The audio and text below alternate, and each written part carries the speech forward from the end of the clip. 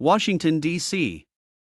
In order to prevent a freight rail strike that, according to President Joe Biden, could have sent the country into a devastating recession, a bill was signed into law on Friday. A bill that was approved by the House and Senate on Wednesday and Thursday was signed by Biden at the White House. The draft agreement, which was signed between railroads and union leaders in September but was rejected by some union workers, ties train corporations and employees.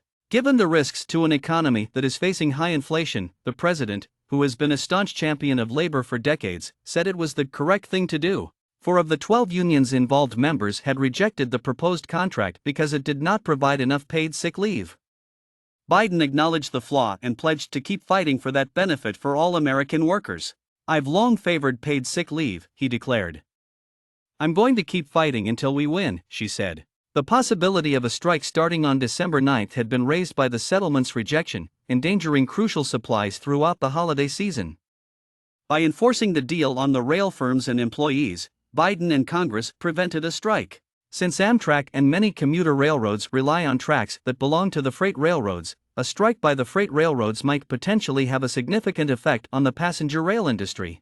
Many Americans are already worried about an impending slump due to rising costs, although the work market in the U.S. has remained stable.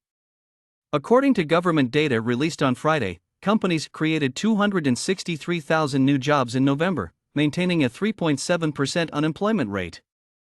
Even so, the rises in hourly wages sparked worries among many economists that high inflation might continue and necessitate forceful action on the part of the Federal Reserve to reduce prices. Despite being a fervent supporter of unions, Biden claimed that the rail order was necessary to avoid a strike. But for many union members whose votes were necessary for the settlement, the lack of a significant increase in paid sick leave and other quality-of-life issues was a major concern.